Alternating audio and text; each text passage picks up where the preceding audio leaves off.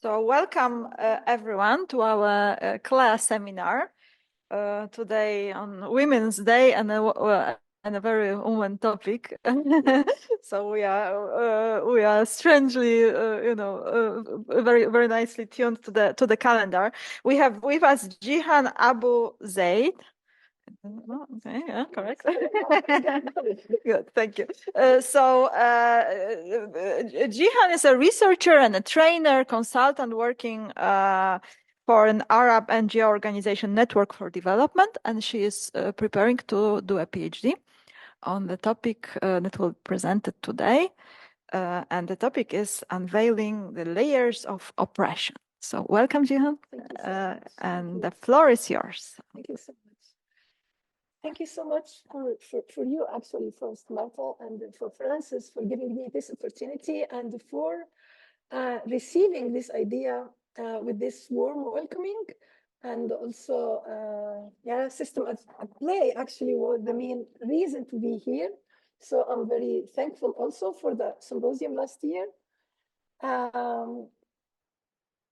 Since a long time, I'm very busy with the idea of oppression and veil.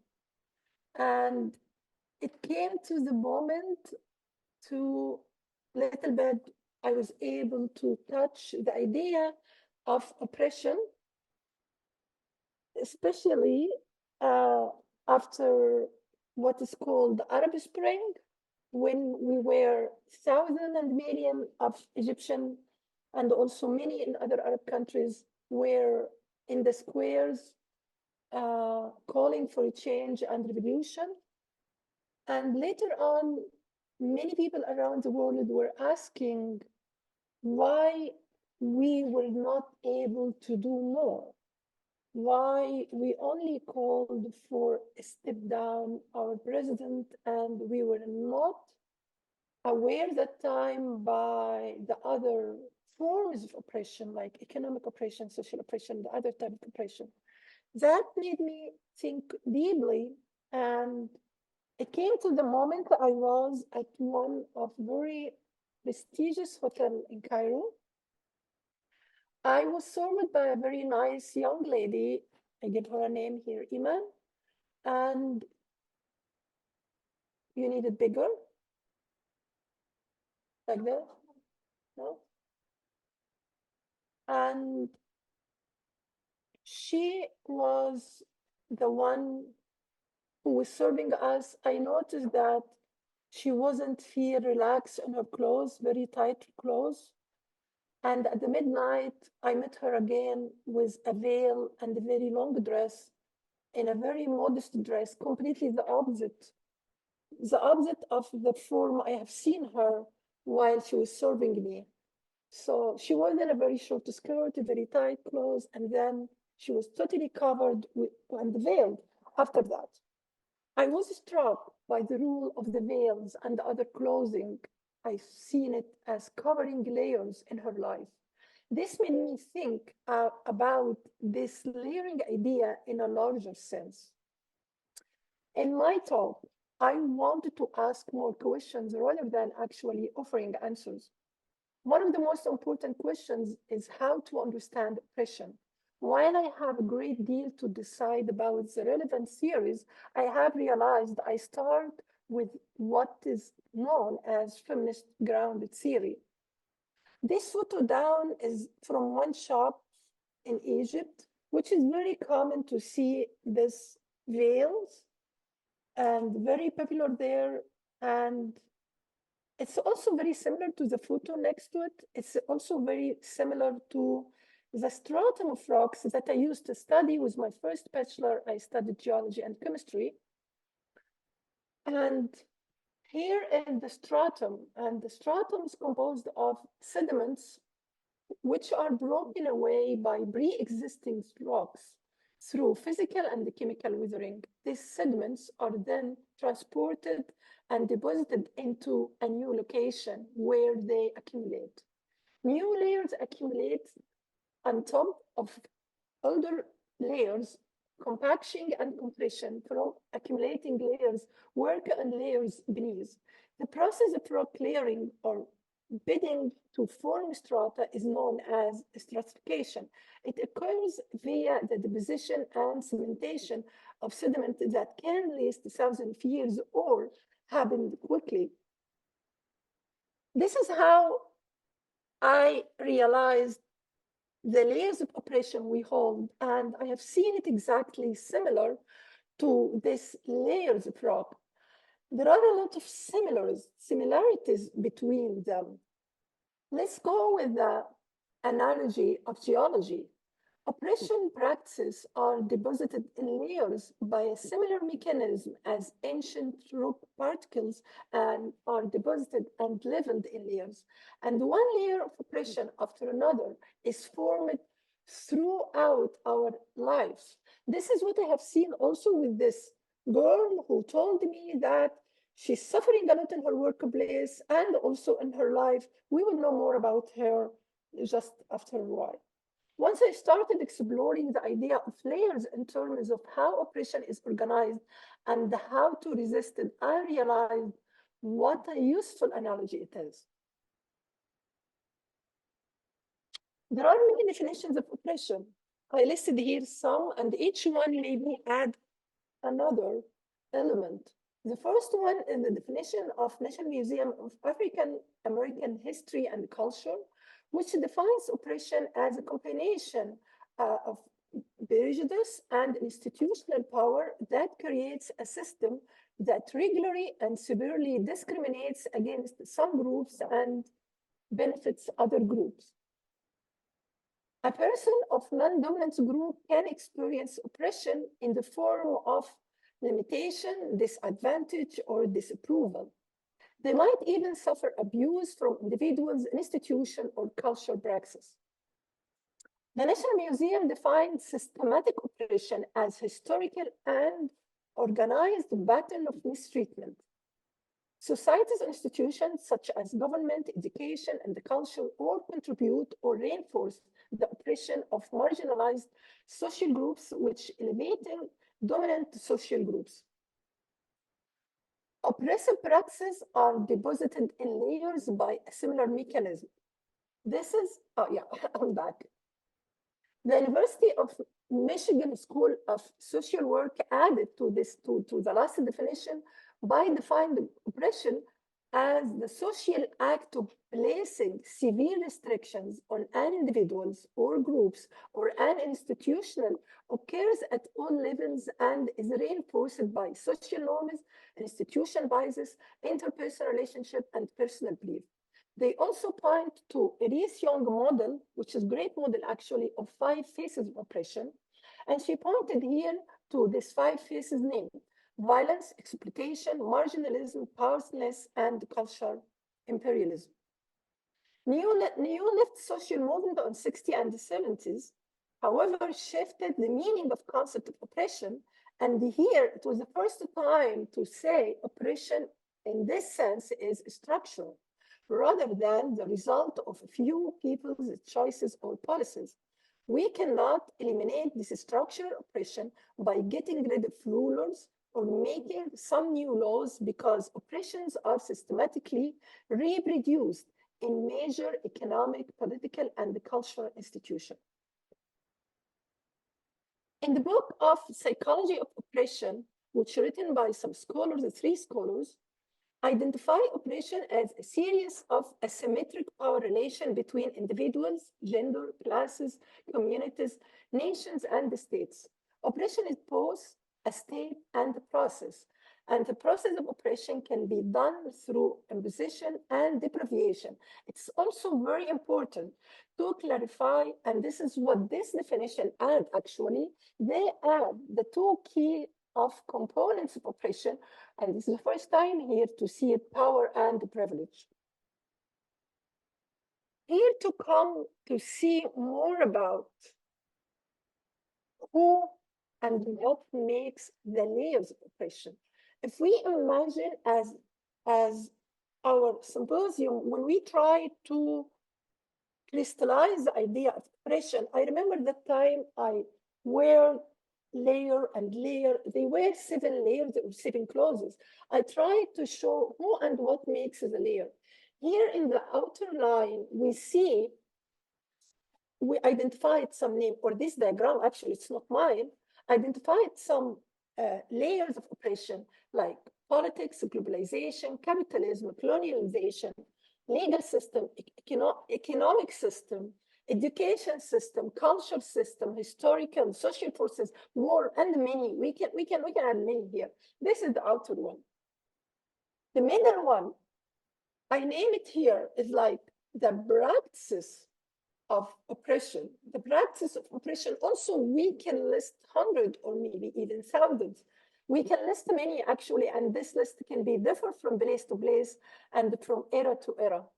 Come to the middle one, which is our speciality, our characteristic, our unique circumstances of power and the privilege or identity, which also connected to our age, our education, our economic situation, our status, our skin color, our ability or our disability, our religion, our geopolitical places, whether I'm living in rural or urban, whether I'm living in north or the south, in many places. So we can see here the middle circle, it talks about us, our status, what we hold, whether we are, because of our status, because what we hold, whether we receive oppression or we are oppressing others, and whether with the outer line, which here might represent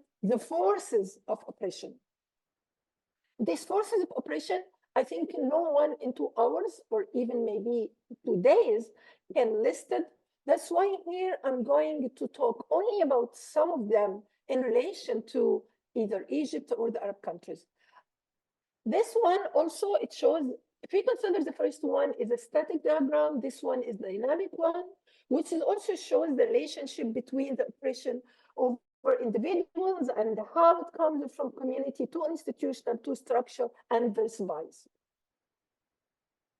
So, what forces of oppression we can list here?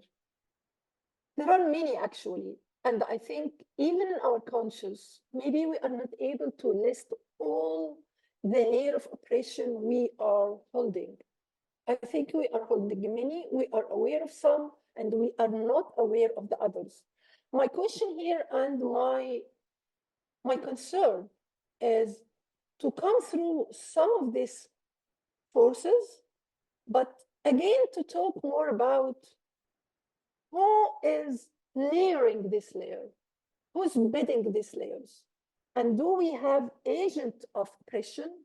And in my case study, the one I will share it with you, I will talk more, and this is the third part, about the agent of oppression. But before that, let's talk about some of the oppression forces. I would start here, I'm talking about Egypt, the capitalism in Egypt. Capitalism in Egypt, or adapting capitalism and privatization in Egypt, led to weakening all the social classes in Egypt. The shift toward privatization came as an urgent decision that didn't account preparing the ground for the private sector to take the state's place and to providing sources, which led to placing the burden of social protection on citizens. And the women themselves were the most affected. Our personal here, Iman, the first one with her photo, this lady, she is a university graduate, and she, because of privatization, she didn't find a good working place, and she wasn't forced to work in the hotel. And she's only one of many who also show the unemployment rate, which is really higher until this moment between graduate students. And at the 70s, before the privatization, women participation in workplace in Egypt, it was about 26%. Now it's less than 16%. And that's the women, this era, yeah, we have a lot of program for supporting women getting more involved in workplace, but actually the curve is getting down. Economic oppression takes many forms, including wage exploitation, labor abuse, lack of access to resources, and barrier to education and employment opportunities. The consequences of economic oppression are far-reaching, as it contributes to poverty, social inequality, and widespread suffering. And of course, women are suffering the most out of it. And of course, poverty rate now is really high. We have many statistics. At the beginning, at that time, it was less than 30. Now, some statistics said it's more than 40%.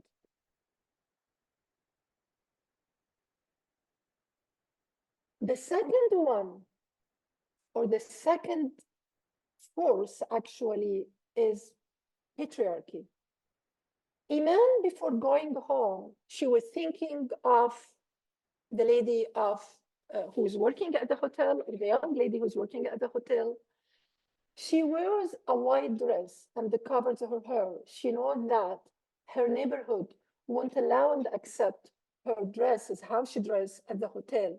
She also didn't want to hurt the image of her father, who is the male responsible and he's accountable for her daughter's behavior. Maybe her father doesn't care, but the community cares, the main culture cares. So Iman also is a divorced lady, and by law, her position is very weak. So she's under a legal oppression, under the culture oppression, and also the economic oppression. The concept patriarchal society, as developed by Hisham Sharabi, who was a great Palestinian scholar, seeks to criticize and dismantle power and political authority based on domination, tyranny, and oppression. Here's some idea about who is Hisham Sharabi, who actually enriched the Arabic and actually international library about patriarchy. Sharabi sees a reform movement emerged among the bourgeoisie and elite segments of local society that adopted ideas of women liberation or modernization. He sees women are obligated to become westernized and educated to enhance to modern and civilized image of their country and themselves, and to have a good influence on the next generation. The demand for what he calls civilized housewife, as Sharabi points out. Laila Abouzeid as well calls women restricting projects, provided women with both an outlet and a block by urging them to seek education and independence while quickly punishing them if they departed from the boundaries of what was considered an appropriate amount of freedom. So they need what's called modern wife and modern women, but not very modern, not Western women, but sort of mix between traditional and just modern from the outlet from outside. The second force, I'm going to talk about it, which I considered also another layer of oppression we are holding and suffering, is colonialism. The Arab countries were subjected to colonialism, which was preceded and accompanied by an Orientalist movement.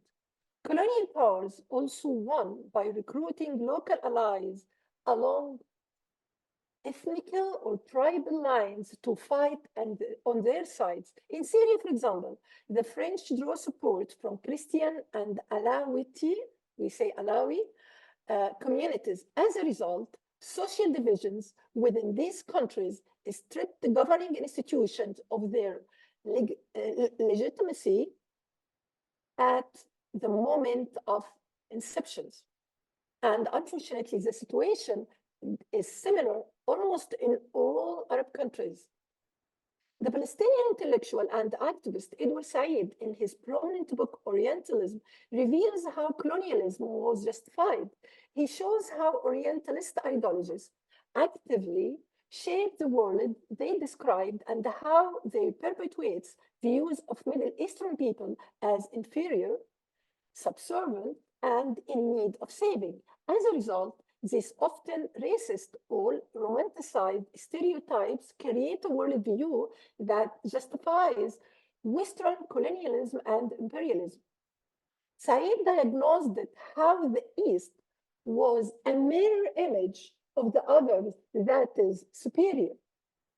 Contemporary Western political discourse, as well as part of contemporary cultural discourse, places itself in the position of a spokesman and defender of abused, submissive, and oppressed Arab women. Actually, not only Arab, also Muslim women, specifically in the Arab and Islamic world. And I think all of us remember Laura Bush, who was justifying invading Afghanistan by saying, we are sending our American troop to free Afghani women from the oppressive male. So that was the slogan of the Afghani war in United States. Stereotypes of the East created by colonialism are reflected in the work of many international donor organizations and in their program, not only international actually, including United Nations, in their programs that are returned to organization in the Arab region. Orientalism discourses thus reduce the complex context of women's lives and places responsibility for violence and inequality of the patriarchal culture structure, ignoring colonial inheritance. One of the other layers, but also very relevant and connected, is what we call some literature named it white feminism, others named it bourgeois feminism. Bourgeois feminism is criticized for imposing culturally Western hegemonic perspective on the third world and ignoring the perspective and the specific experience of its people.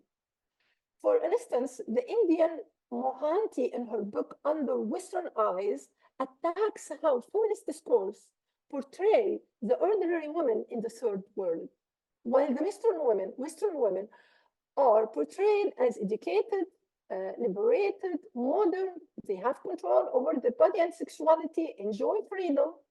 Others, third world women, or what's called third world women, they have tendency to play under the ban of ignorance, poverty, lack of education, they are paid, they are victim, blah, blah, blah. The feminist writer Spivak offered the concept of the followers, which used by the first world to describe non-Western women. She points out that in doing so, they ignore the strategies third world women have invented to handle the repression they face. In 1980s, revealed the consequence of new liberal transformation and its effect on feminist and progressive movement in the world, which led to some of this abandoning their political characters and adopting new liberal position. Devoid of comprehensive analysis and the criticism of the revealing power dynamic and the various structural forms of violence. And it was great, actually, what is Nancy Fraser written in her essay to 2015, How Feminism Became a Handmaid to Capitalism. She said, I feel that the women's liberation movement has become entangled in a dangerous relationship with new liberal effort to build a free market society.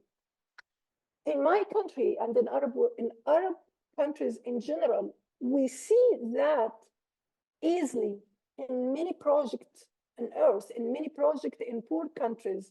We see how violence projects build on, we see the notion of women empowerment. We see a lot how this new liberal transformation represented and translated on earth. The other oppression force is war. On my way coming to here, I was sitting next to two ladies. One of them is Palestinian and the other one from Syria. The Palestinian lady, she's a middle-aged lady, she told me she lost 7 of her family siblings. And the Syrian one, she's 18 years old, and she said she isn't her way to her bride who was not able to celebrate his wedding night with his family in Syria because it would be very dangerous to go back to Syria. They are going to live in Algeria, and the relation was just online, and it's not allowed for him to go back. For her family, they found out that it's safer for her to leave the country. So they sort of enforced her and convinced her that it's better to stop her education and to travel and to marry in a foreign country far away.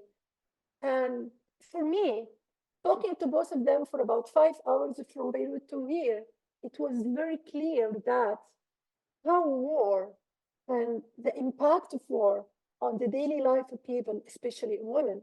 Of course, they showed me horrible photos and they said many horrible stories, but it's really painful enough to share these photos.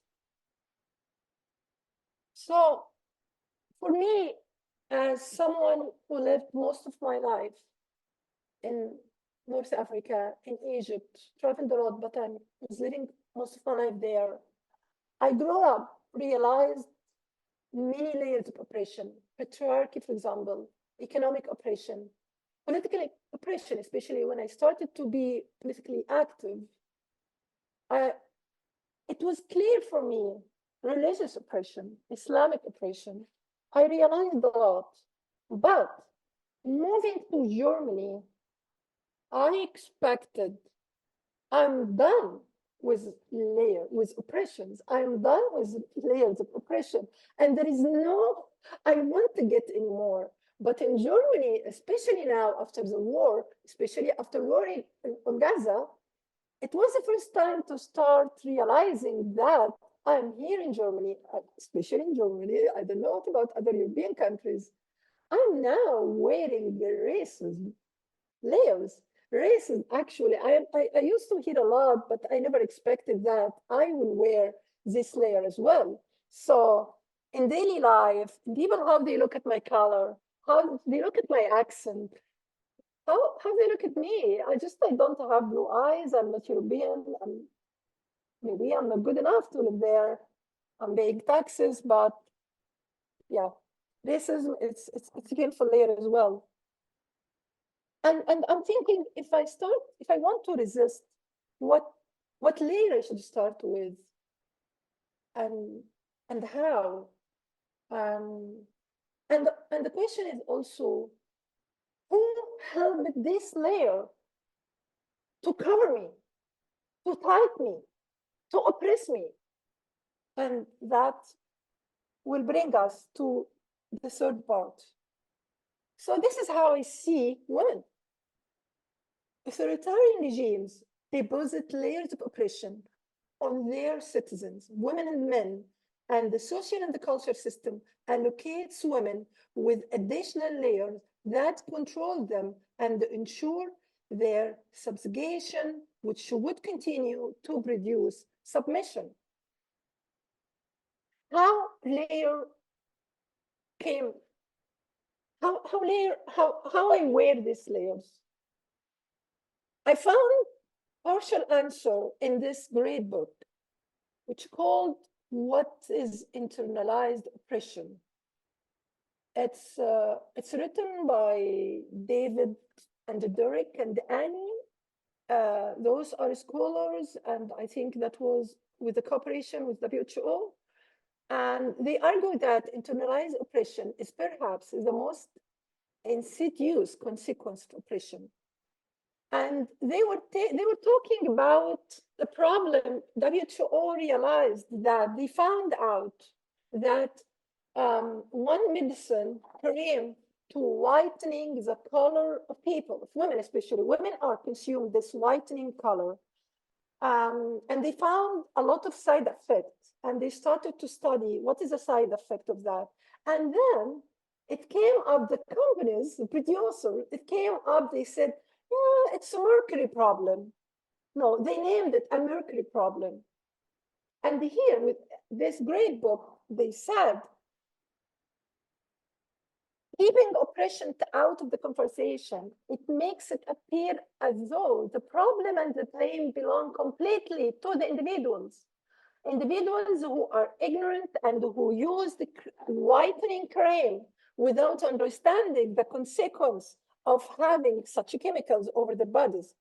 Alternatively, by framing the problem as internalized oppression, then we necessarily must look for factors outside of the individual, historical and contemporary sociopolitical factors that may influence the use of such product.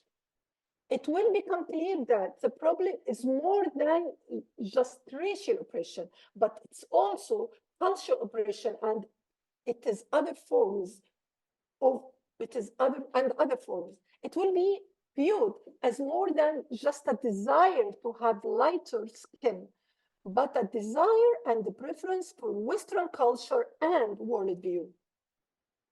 By conceptualizing the problem more broadly and more accurately as internalized oppression and not mercury exposure, it becomes clear that this is an even larger worldwide health concern. It is not just a mercury problem, and it is not just a concern among people who happen to have darker skin.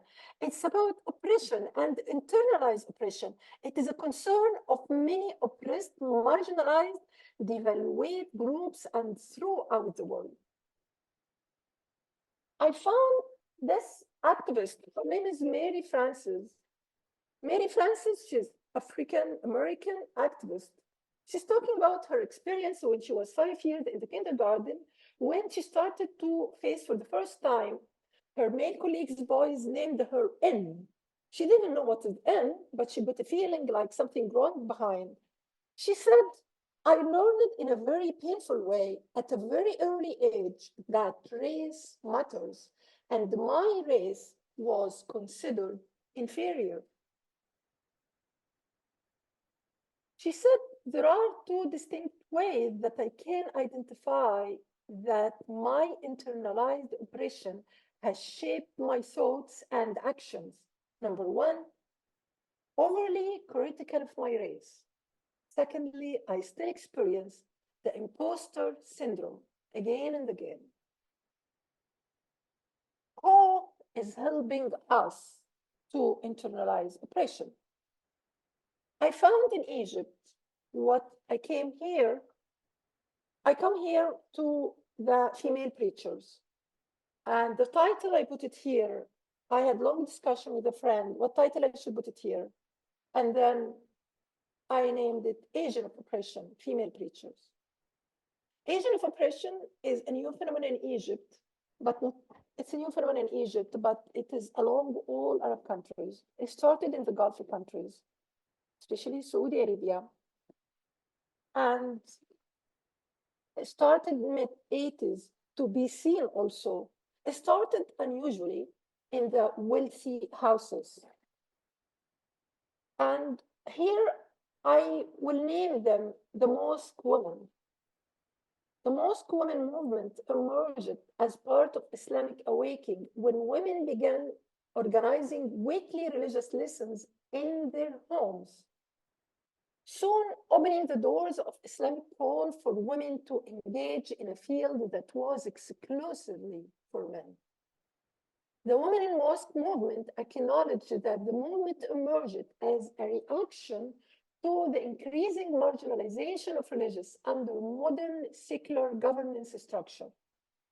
Data for the year 2008 and 9 showed that female students outnumbered their male counterparts by the ratio 2 to 1. Of course, when they started, the dean of one of these colleges told me, when we started, we have the class, usually about 30 students, 10 are female and 20 are male. At 2009, they were the opposite.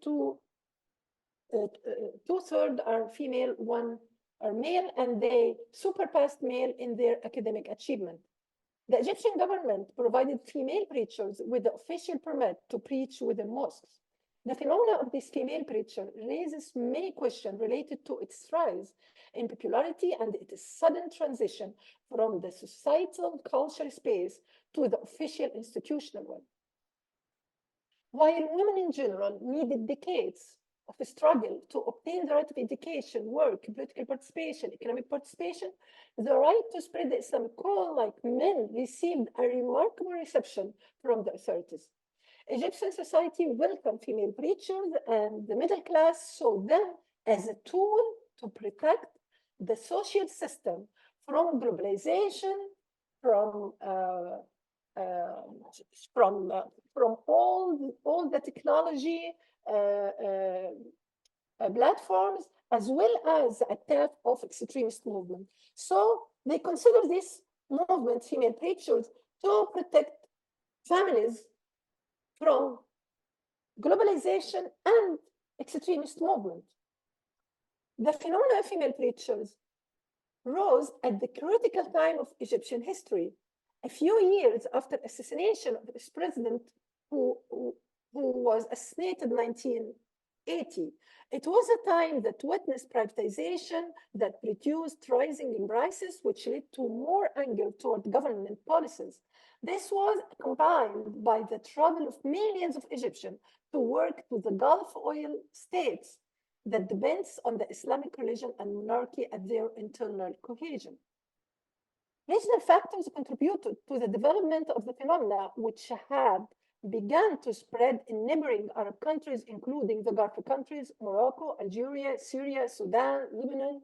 Turkey also witnessed a clear rise of female preachers, with Justice and Development Party assuming power in Turkey. Virtual religious institutes have appeared, and the scope of preaching has expanded and is no longer limited only to mosques. Rather, all means of social media have become powerfully effective in enhancing the presence of female Islamic preachers. In a short period, female preachers were able to strengthen their position within the social, religious, and political system in Egypt, and the political system was able to strengthen its position by relying on their support. And here is the point. Why and how a movement started as a resisting movement, as some scholars will say right now, how it ended up to be a tool by the hand of the political regime. Female preachers present themselves as mediators to revive moderate Islamic morals in society. For Foucault, morality is the method of power that allows individuals to effect by their means or with the help of others a certain number of operations on their bodies and souls, their thoughts, their behavior, and their mode of being, to transform themselves into willing subjects of a given moral discourse. In the Politics of Piety, Sabah Mahmood, she's Pakistani American scholar who passed away, I guess, 10 years ago, unfortunately. In her book, she said, why such many women across the Muslim world actively support a movement that seems inimical to their own interest and agenda? Why such movements support patriarchy? Saba explained the extent of a change that both the mosque movement and Dawa movement, which is Dawa movement is a bigger movement, include men and women. Mosque movement, because it's new, we name it Women Mosque Movement. They changed a lot of the society. They changed the pattern of dress, speech, the mood, even financially, even we have factories are only working for creating Islamic dress, Islamic schools, Islamic clubs, Islamic groups, Islamic books, Islamic publishers. When the Egyptian government realized the impact of the mosque movement, in particular on the social and cultural spirit of public and political life in Egypt, it subjected this movement to state rules. And state rules means they also give them some benefits. While some feminist researchers see the mosque movement as a moment that deepens patriarchal restriction and the position of subaltern. Saba Mahmoud believed that the moment is a new kind of resistance, and that is a form we are not accustomed to showing independence. Mahmoud analysis belongs to feminist studies that seeks to restore the absent voice of women by portraying women as active agents whose lives are richer and more complex than what other narrative claims. Another reading comes from Amani Salah in her book Toward an Islamic Perspective of Feminist Epistemology. Saleh refers to two issues in Islamic feminist epistemology. The first one is the rejection of Western feminism. Islamic feminists reject the Western feminism because they believe that the Western feminists are going and they want to destroy all the structures. And they believe rather than destroying the old structure, which means the structure of the Arab community or the Islamic community, they prefer to reform it from within the Islam. This is the first issue addressed by Amani Saleh. The second point, she said, because the systems are so complex, the attempts to achieve justice for women requires indigenous Islamic knowledge, which is really hard for Western feminism to understand it. So she called that, let them try and come out with their narrative. Another scholar sees the movement of female preachers as a way of copying strategy, and she named it negotiating patriarchy. She said, negotiation with patriarchy is influenced by historical, economic, and political changes that have opened new doors to conflict and renegotiation of gender relationships. But the controlling system, according to Foucault, is not necessarily a system that uses force and direct oppression to impose its control, but rather it is a system that uses tools that enable it to create elements that guarantee its survival. The Italian philosopher Antonio Gramsci explains through the theory of cultural hegemony how the privileged, by their influence, monopolize the knowledge production that constitutes the dominant discourse, which gives them the advantage of imposing the value, beliefs, practice, history of society, so they can maintain their dominance over the vulnerable groups by normalizing reality. I come to the end soon. Is it negotiation with the oppression system or normalization oppression system? Foucault says that power works in a strategic way that deceives the individual that she or he had a free choice, while at the same time subjecting him or her to action only within its general framework. It is the highest degree of self-subjugation. What is happening is producing new authoritarian relationships and enabling women to possess new authoritarian tools.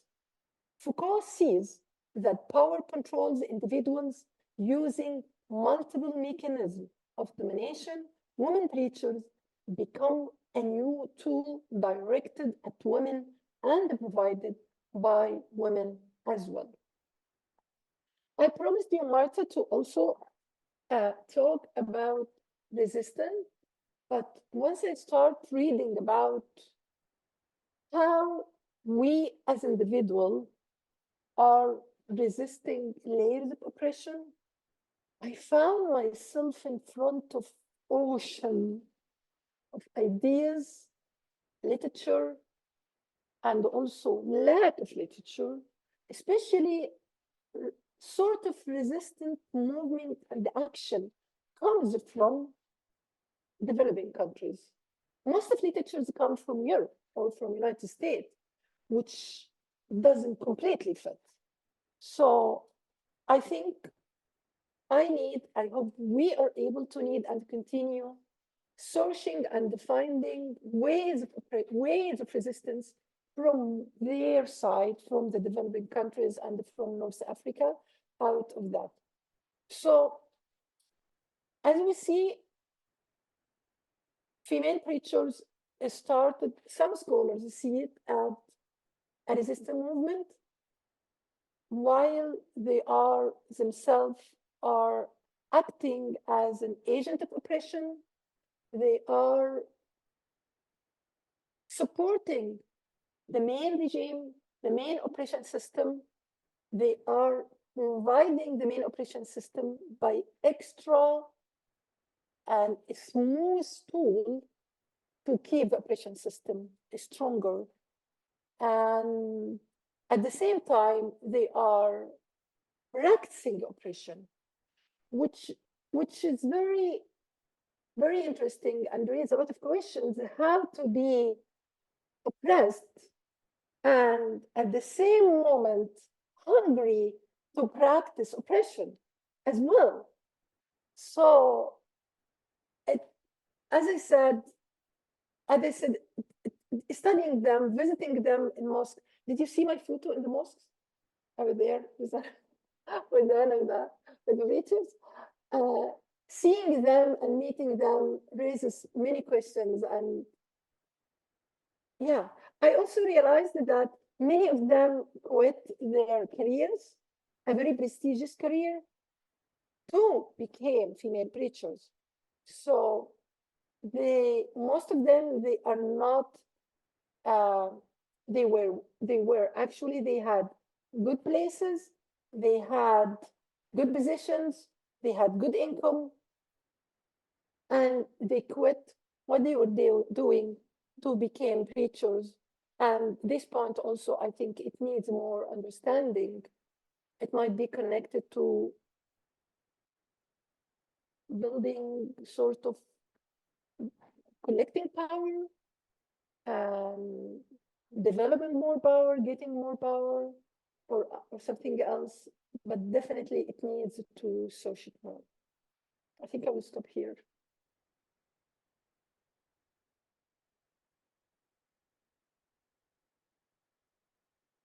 CLEA is a center that is transdisciplinary and in particularly interested in systems theory. So in this case, I think we need to look at least two levels, the system as a whole and the individual woman or man that is being oppressed.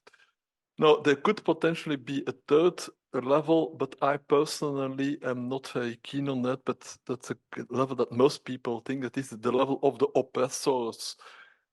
The assumption is that there is a particular subgroup who is doing the oppression. My attitude is more to see the system as a whole is oppressing. That means every system by definition constrains the subsystems.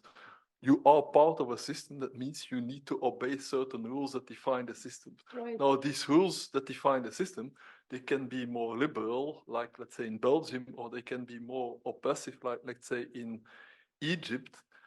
And then the question is, how can you change it to become less oppressive?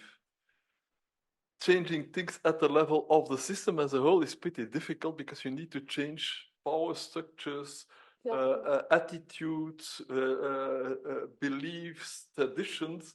It's very difficult.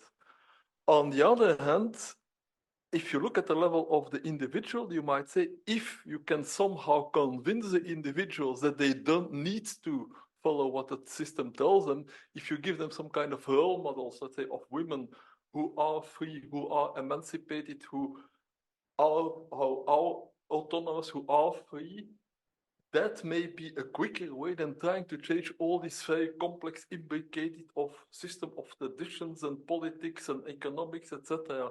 So I don't know. What do you think about that? Yeah, I don't know. Foucault believed, for example, that we are not free being, which means we are product of our systems, which means that we grown up within this system, and which means we have tendency to accept it. And that's why having an oppression system is very dangerous, because it shapes us. It shapes what we accept, what we don't accept. It's also normalizing oppression. And also looking at oppression as a relation between I will just give temporary this name, if I can say, the national oppression and individuals, or institutional oppression and individuals. Actually, institutional oppression won't sustain without having the support from the global oppression. The global oppression machine is our main ceiling, which sustain and support and operate actually in our countries the local machines and the local institution, because she needs them, and the benefit of having this oppression, they will get it. So globalization, United States, World Bank, all of them, they need such an oppression. They need such an oppressive system. So acting from blue, which means revolution, I think it happened, and it will happen again and again. And I think this is how changes happened along the history. But whether, if we convince individual, I'm not sure actually. I think we need to study it more to check what strategies might be more possible strategies. I think it's not easy to answer these questions. It's not easy at all. I don't have answer about the strategies, possible strategies.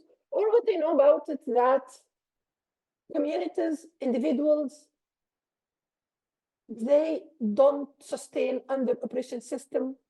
Things would change, but under what condition and when, we need to study more to be able to answer this question. I think so. I want to go back to history about what happened in Europe, where in the Enlightenment you first had these ideas of freedom, equality, emancipation, and then in some countries, like in France, they were realized through a revolution, or in the US. But in most countries, these values were kind of gradually, slowly adopted. Like in England, there was never a revolution in England. In Belgium, there was a revolution, but only in order to separate from the Netherlands, not really to change the system.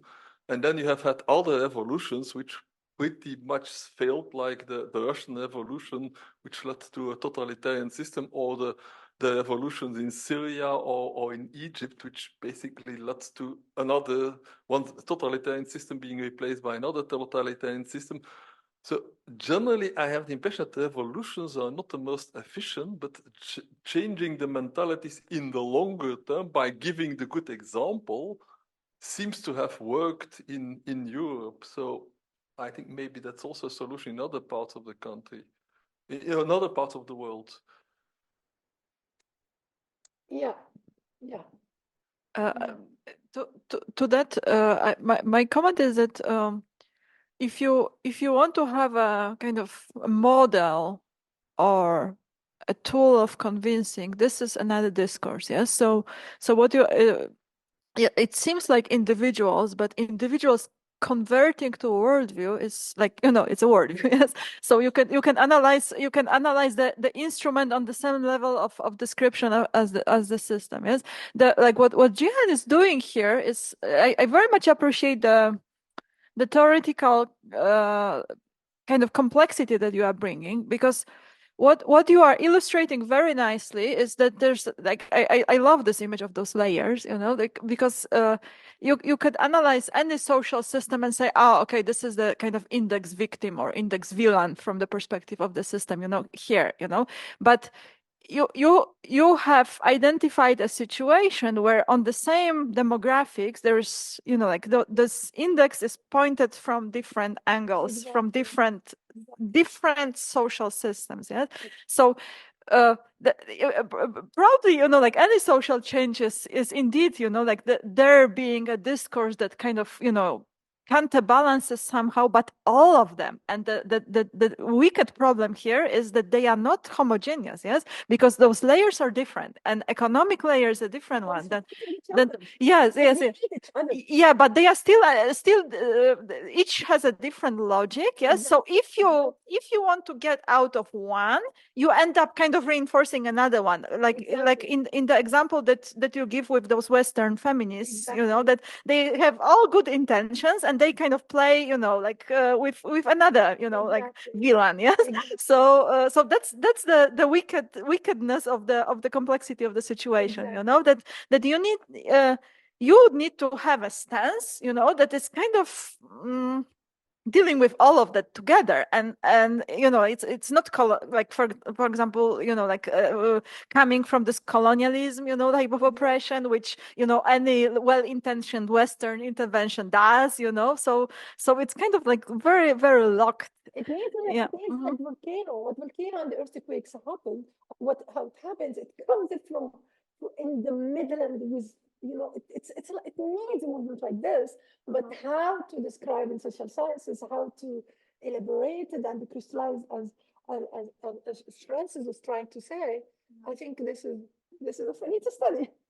I'm not sure whether the volcano metaphor is a good one. I would rather use the yeah. I mean, I like your geological analogy, but I would rather take a river that just washes the one layer after the other, all the sediment get eroded. A volcano is pretty explosive, and that's what I was saying about revolution.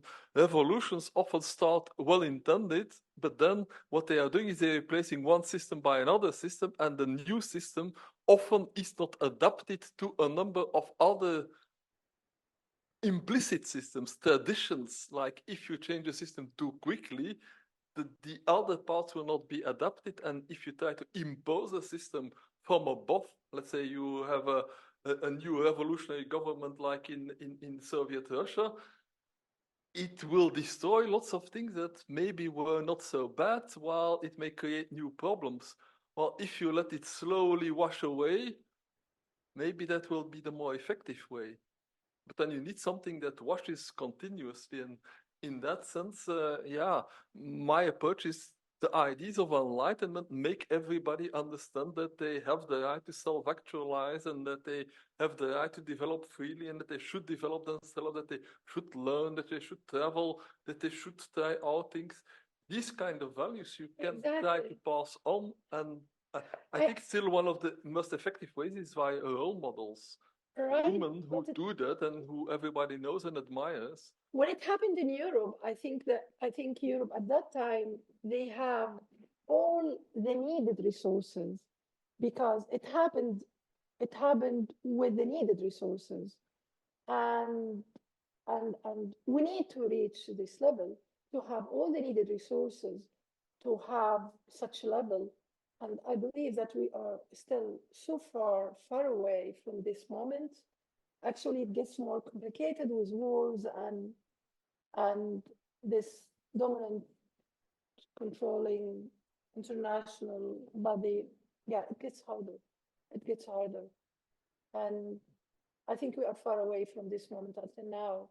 But what we can do is to try to understand as much as we can how the oppression system works now, and how, as you said, the subgroups of oppressions, an institutional one and also regional one, how it works and how they support and communicate each other, because we won't be able to fight any unless we understand the dynamic, how it works.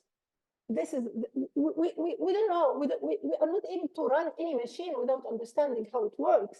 I think it's the same. We need to understand how it works first. You can also step out of the machine. If you really step out of the machine, that you don't need to know how it works. Really? You are a mathematic person, you're a genius, I'm not. Just step out. Zlatka. I was trying to unmute myself. Hello, Gihan, thank you for a very interesting presentation. I hear for the first time about those women preachers. I find that, I mean, I was surprised to hear that a thing like that exists. And to me, it's actually frightening when I see some movement like that, and particularly when, as you say, it gets supported and kind of institutionalized by the state, because that is a layer, just like the other layers that you talk about, that is there to stay for a longer. The more institutionalized the thing is, of course, the more difficult it is to remove or to overcome. So I was actually thinking, and also concerning what Francis was speaking about, the role models, women role models, and so on. Of course, I think that he's right in the sense that role models can be helpful in order to overcome that individualized oppression, like when you think I'm not worthy, I'm not good enough, and so on. Maybe role models can contribute to alleviating that, just like any other form of education. But to me, the best way to ensure that some positive change is there to stay is to institutionalize that positive change. Because we see nowadays, even things that are ingrained in constitutions here and there, they are more difficult to remove as rights than if they are not.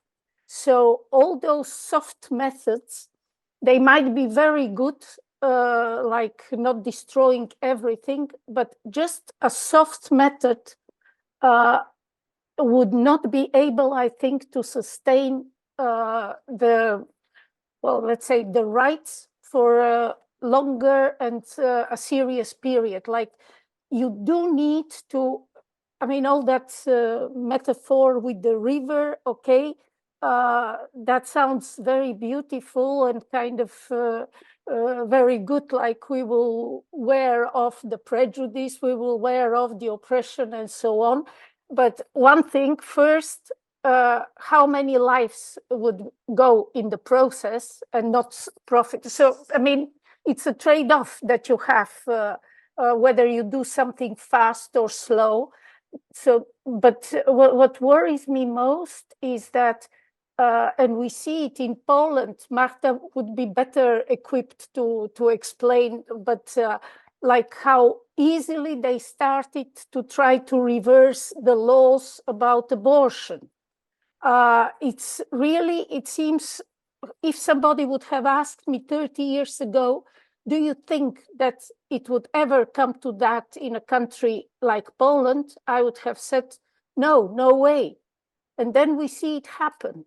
So all those rights and layers of oppression, you, as you say yourself, you alleviate one, something else comes in its place. It's the same. I was thinking, for example, women working and being able to support themselves, like having the economic power.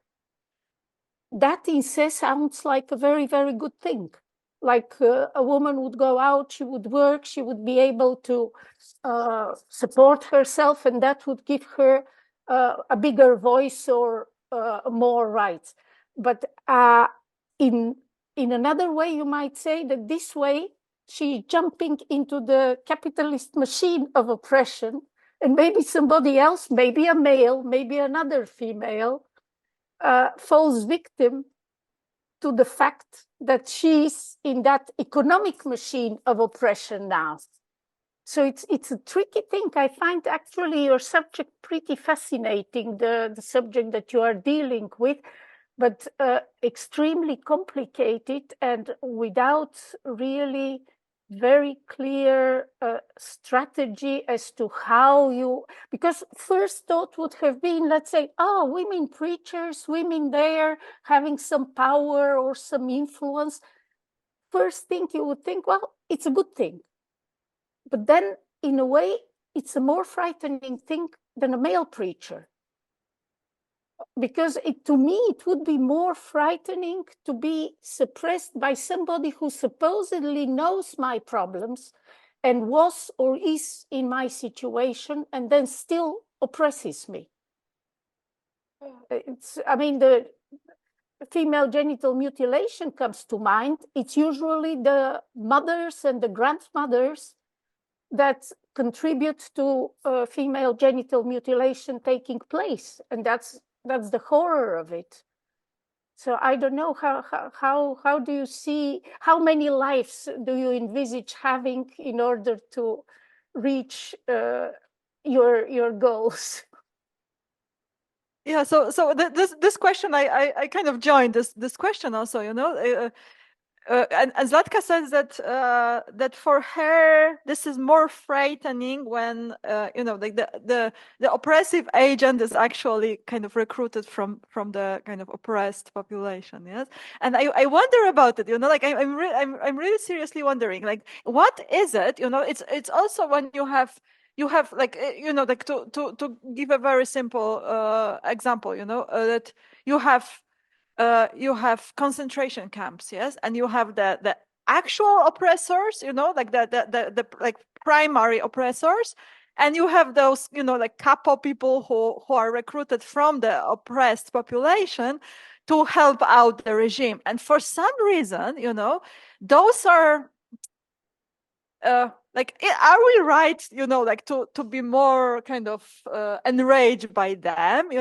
since but this is like a strategy of survival strategy, and for some reason this attracting like a different emotional response than the just, like honest, Nazi, like oppressor, like first order, no questions about it, like we know what to expect, yes. But when there is this kind of betrayal, yes, it's like with an additional sting.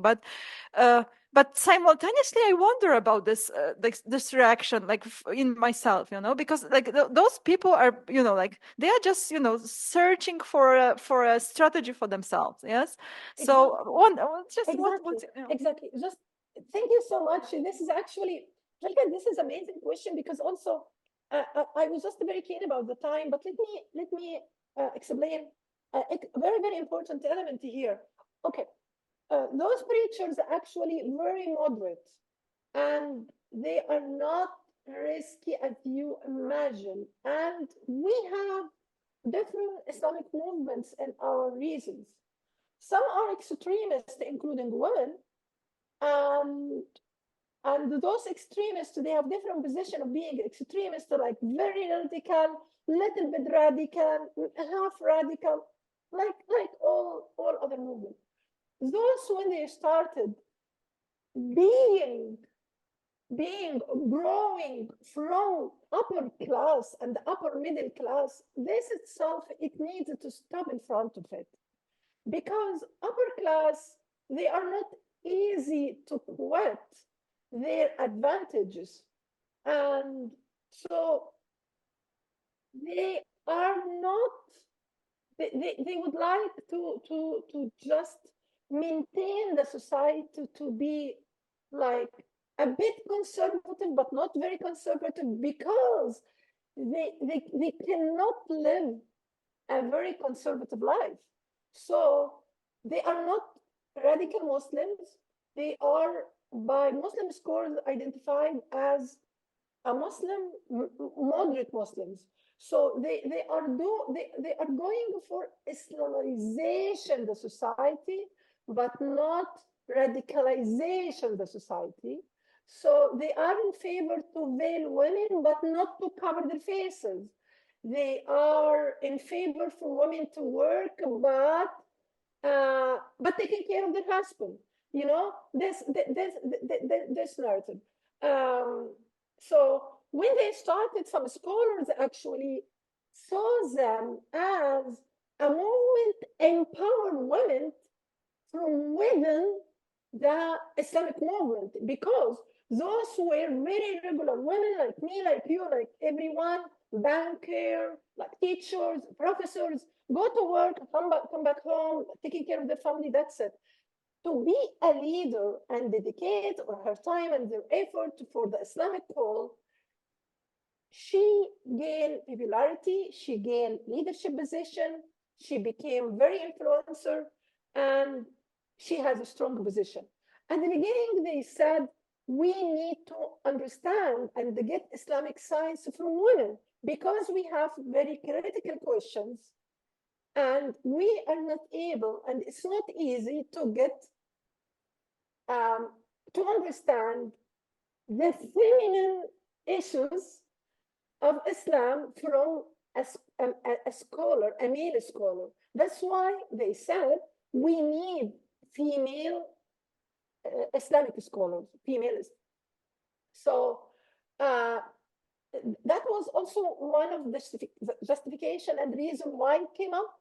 So to help more women, and also they have seen this model in Saudi Arabia, for example, where women were teaching other women, of course, inside houses.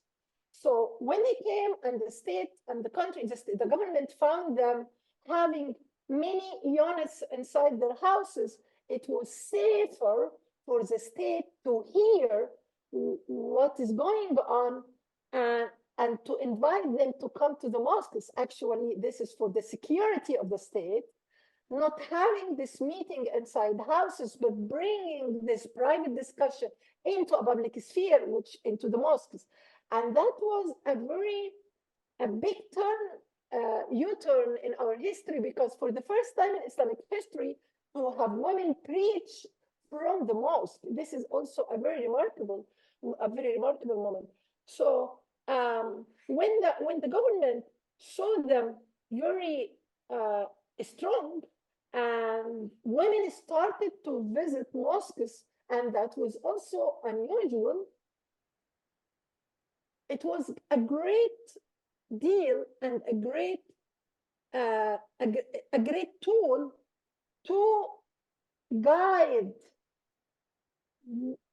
the mass of women, how they use women, how they use them. We had election last year.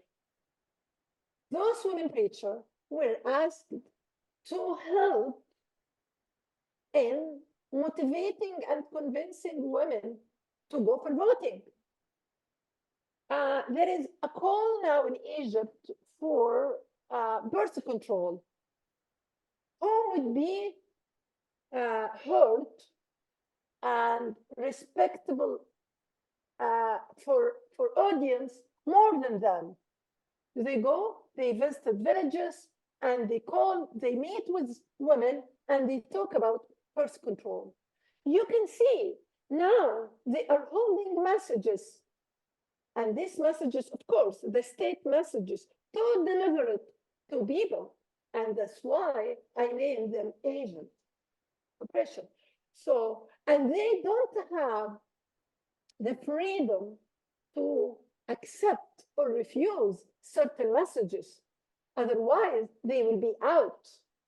And since they start to be seen, get advantage, being part of the system, it's not easy for them or for anyone get involved in the system to be out of the system. And within the preaching movement between male preacher and the female preacher, still the power relation is the same. Still, male preachers are higher and stronger, but they agree with it, not disagree with it, because they believe that this is the normal position of men. So they don't need to challenge it, because there is no problem. There is no problem for them. There is no reason to challenge it. So considering that, we can we can imagine what type of messages, direct messages, the messages they are holding directly out of the state, and the hidden messages, they are believing it, and they deliver it to the mass. They deliver it. They deliver it through being in mosques and delivering also as as important figures. Whoever needs to ask them personal questions, ask them about daily life, getting the Islamic guidance, how to deal with what Islam said. They are the main the main leader, they give them the guidance answering this question. So they have very strong positions and they are doing that, but also we must say they have a lot of limitation, and this limitation is set by the state. So there is no dangers to go far away anywhere, because they would like to protect the current position, the leadership position. They have it right now. There are some dangers, but not from this side. Yeah, I think it's an interesting discussion, and we're having. I was thinking about both you and Francis were saying about like that we have to look like more to what are the structures rather than to see it individually as like oppressor oppressed. There is also made me think about like an anarchist thinker of 19th century. I forgot his name. He was saying that rather than looking to like privileged versus oppressed, it's more interesting to look to like rebels versus followers or something like that, where in both groups you can have both rebels as followers. So for the privileged, it's often more easy to just go with status quo and follow, but there are also some people who like go against it. And then the oppressed, also what you say about like internalized oppression, that they also contributed to that. And yeah, so that you get also this reformist movement which is often like complicated, but like I think you have these preachers, but there's like also in Europe several examples like the socialist during the socialist movement times was lots of reformists. I was also thinking about gay liberation, like there was the movement for gay marriage where there was some tension about like where often that was more like a movement to in a way still be normative to like a heterosexual norm, and there were like more like the normative gays who were sometimes also like oppressive or against people who are like less fitting the sexual norm or gender norms, which were like less so I was like seeing similarities with that thing. I found actually moving to Germany, I found that it's like I found the same. I found also my German friends, they are also holding many layers of oppression, just with different names. So I found that everyone is holding his or her own level of oppression, layer of oppression. It's up to the geopolitical position. It's up to our history, our personal history, where we live, our age as well. It makes a difference. I think because the main system, the global system, and not recently, is as Foucault said, is actually developed based on oppression, and so we are all holding layers. It's being aware or not. I think this is something we need to examine it. We need to work on it, and what is also when or what criteria to consider someone aware of the oppression system or not.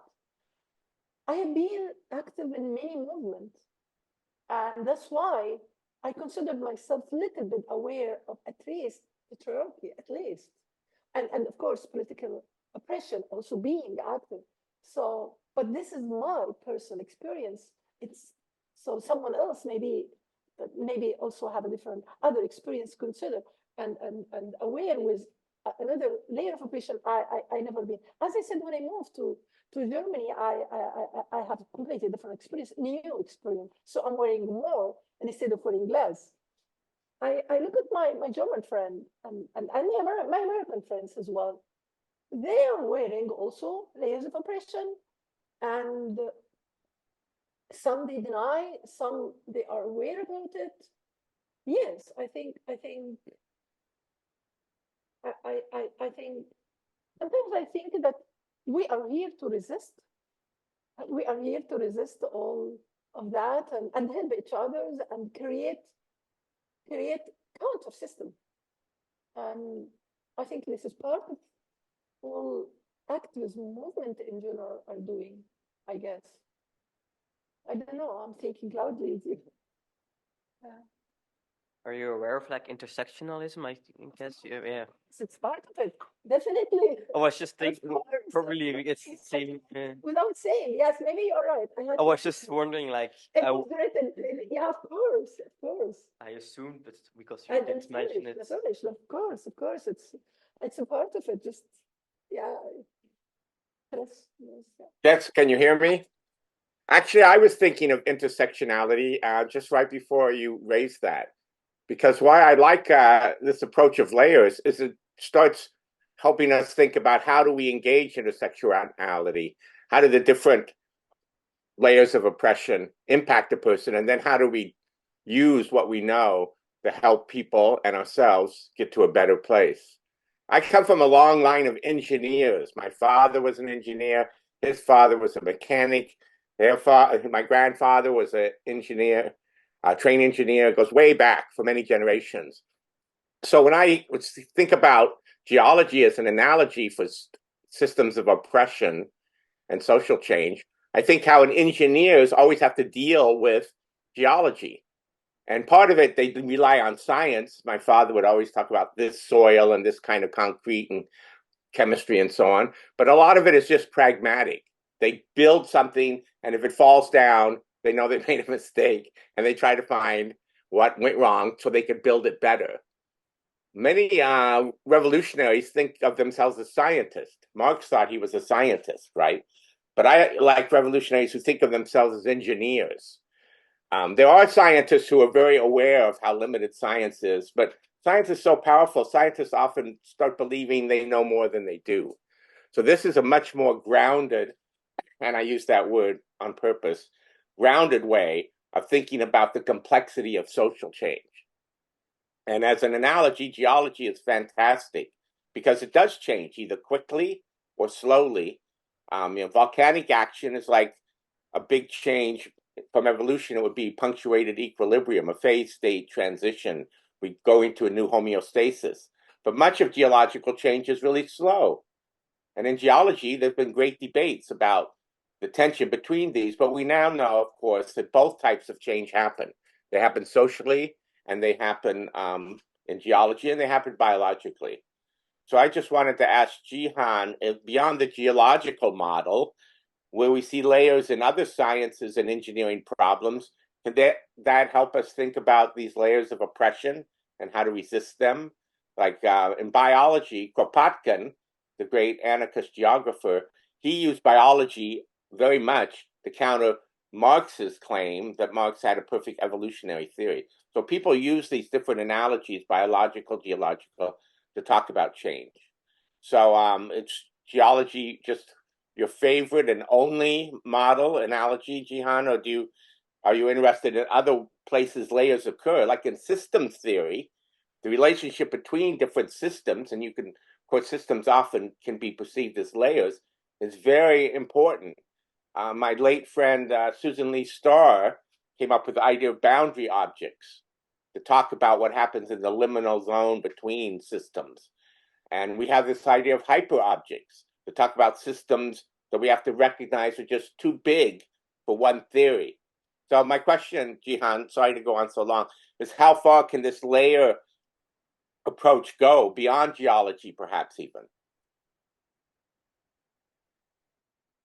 So it's a metaphor you use opens some possibilities but closes some others. Yes. So like like maybe there can be other metaphors. Yes, like in other structurations, and intersectionality is one. Of course. In systems approaches, biology and so on, liminal spaces and so on. each picture will present some possibilities and block some others. So the question is, I don't believe that it blocks others. I don't believe it's of course intersectionality definitely it's obvious. It's obvious. And I don't see it. I don't see any reason to block others. Why block others? Because actually, geology is not only geology. Geology is also chemistry, because sediments, waters, minerals, all of that are component of chemistry as well. They are not only component of geology; they are component of chemistry as well.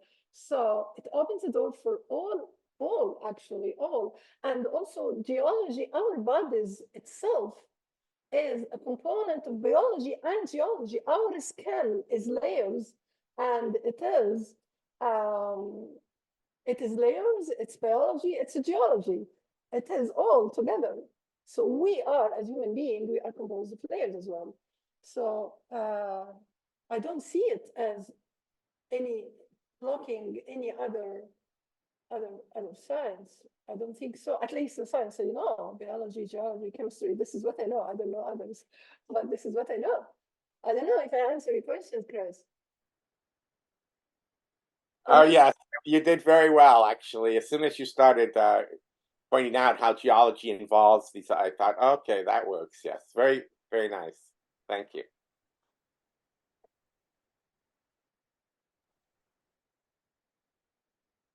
It seems to me, like, because this addition, that the image allows some understanding and blocks other understanding. It was something I added on top of Crystal's Crystal's talk. Yes, but to me.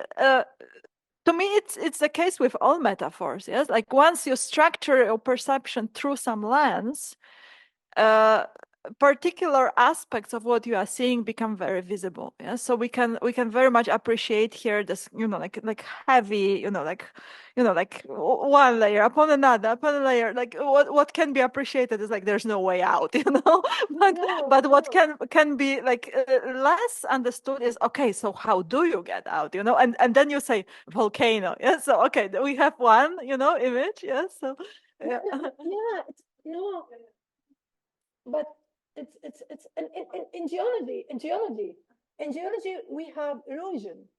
In geology we have the solution as well from geology, and we have weathering, and we have geological movements, a lot of geological movement. So no, it's not to block the way of any. It changes. It is just a way to understand, because it's a way to understand, and also a way how to help others, and how.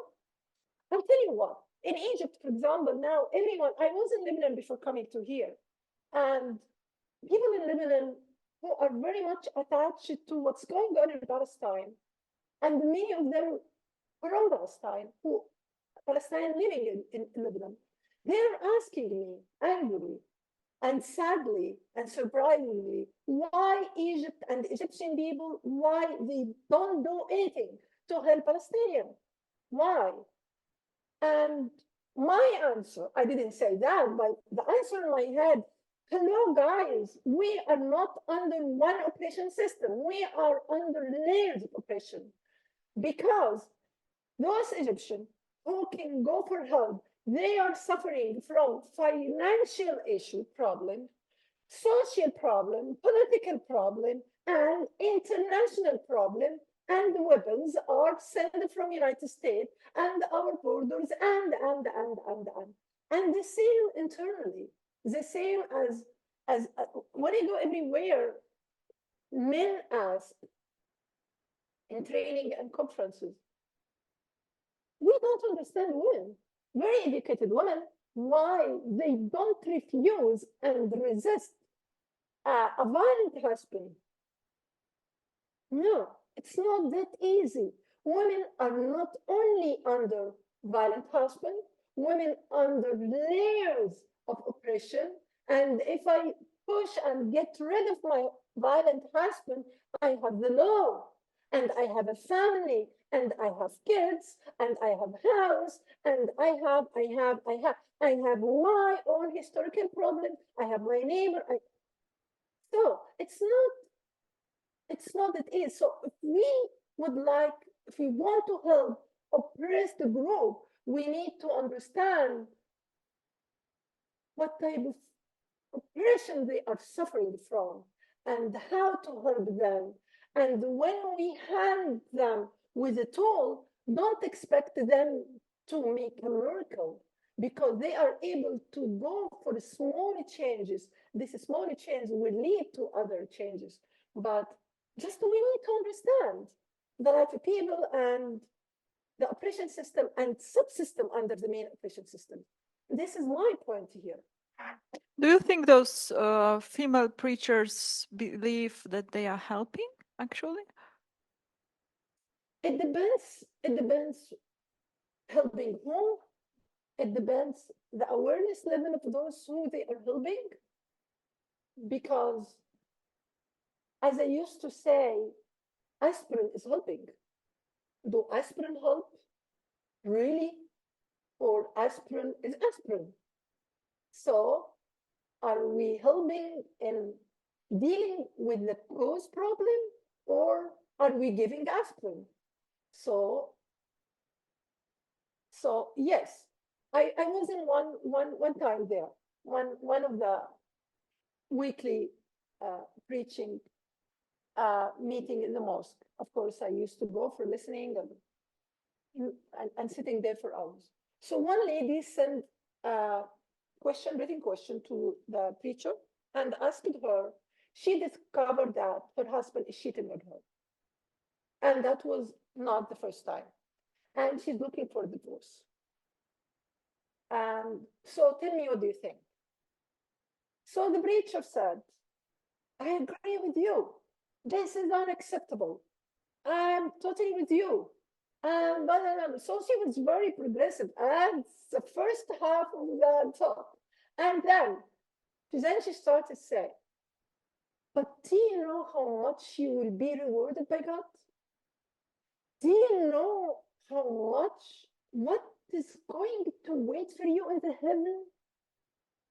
Do you know, if you just try to help him, if you try to help him, if you, so the second half of her answer was promises,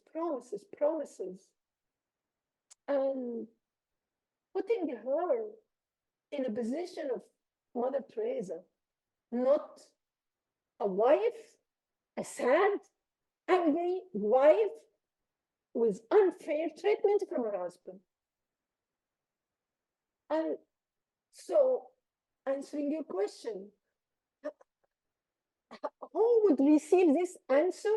I won't receive this answer. I want to fight with her back. But there are many they want to fight. They would receive this because they need to receive it. This is the only or the possible way for them. They need to receive it. So it's a matter of, are you going for operation, or you will accept aspirin? Surgery or aspirin? Here is my answer. I wanted to ask you a very concrete question. Do you consider yourself at this moment, the way you're living in Germany, as oppressed? And if so, by who or what? Yeah, very good question. Stop recording.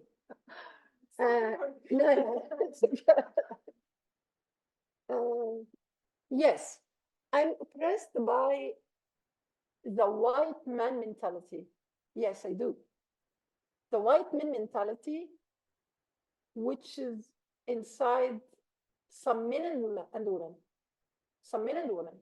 Okay, white man mentality, the superior mentality of the white person. Okay, many times when I'm saying, I'm writing a weekly article.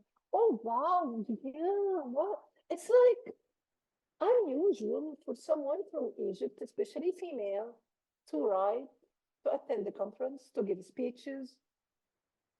But it's very normal from white women. And No, I'm receiving sometimes bad treatment and in the places, what's in admitory places. No, I'm not German. I feel it every day. I feel it every day. I'm not German. I'm not white. I never expected that I have a certain color because I consider myself just a human being. But I realized that I'm not white. I realized that I'm not white. Being aware of that, being a person who's working in human rights, who's very much focused and wearing lens of human rights, of course, I would recognize more than others. I have some other Egyptian, Arab, Afghani colleagues who they are positively, not positively, but they are less critical than mine. So being critical is part of how much you are aware, I guess. And yes, yes, power relation is still very much seen and normal. I see the same power relation between men and women in Germany as similar as in Egypt. I see it exactly power relation. I see it exactly. I have similar stories, like exactly what I am hearing from Egyptian. The same power relation between men and women. It's just different forms. It's just different forms. Yeah.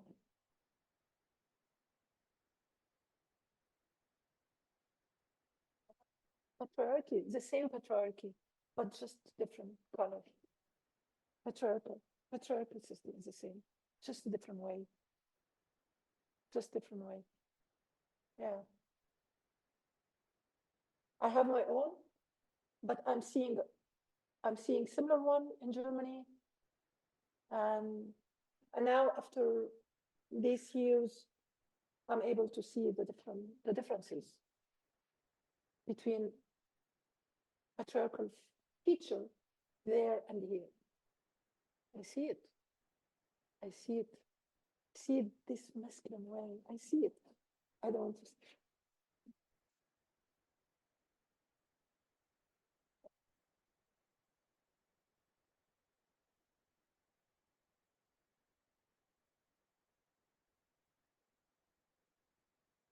And then you go to Egypt, yes. And then I wonder if you, for example, go to Egypt, are you seen? Okay, are you seen also as one of those? Like you have this perception of female preachers as agents of some oppression. Are you the way you are and the way like with the things that you do? Are you seen also as an agent of, like how are you seen in Egypt when you go? Yes. How what is the perception of this? Like oh yeah, what? Or people like me. Yeah. Rebellions, feminists, different.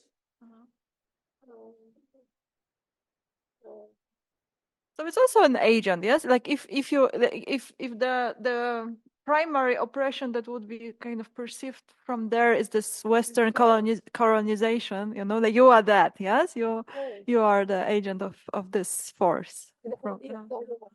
The other one. The other one. I'm yeah. The other one.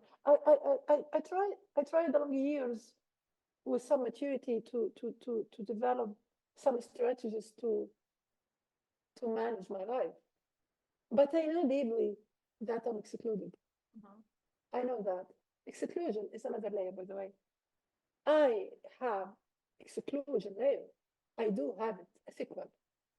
Part of that is being myself. I do have it as well. And I'm excluding by them.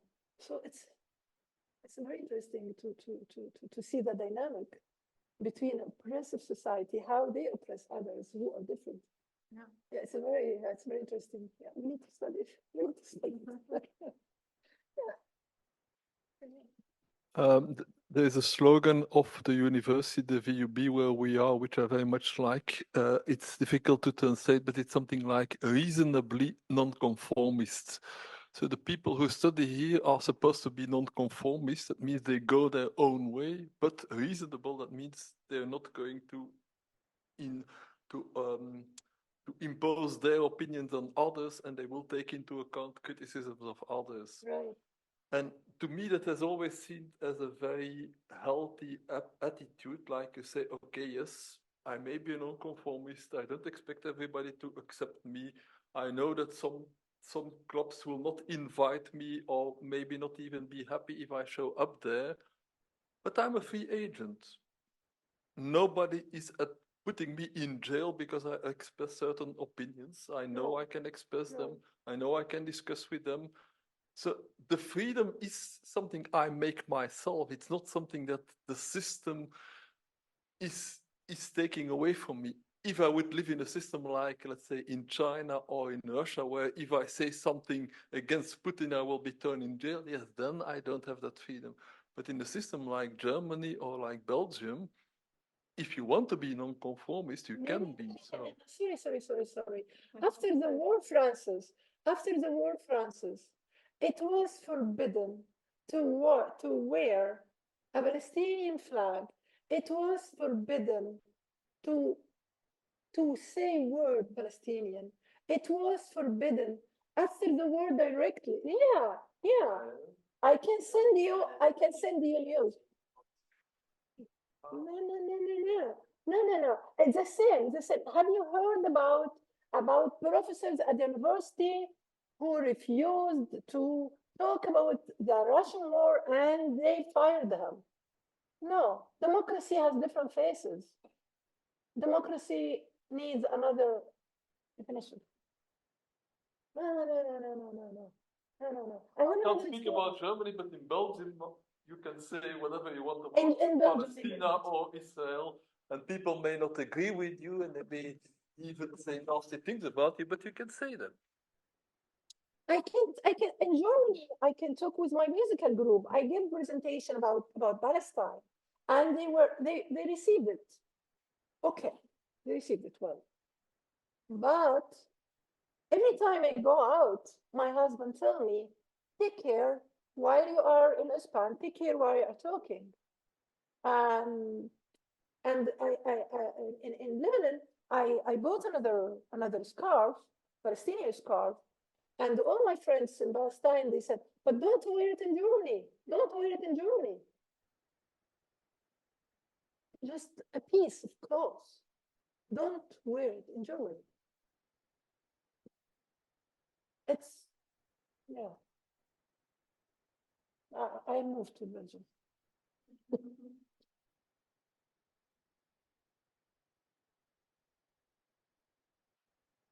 Do we have any more questions or comments? Anyone? If not, I suggest we close the session. Okay. Thank you so much. Thank you. Yes, and thank you everybody for participating. Till the next one. Yeah, thank you, Gihan. Thanks a lot. Thanks for this Yeah. opportunity. Yeah. Thank you so much.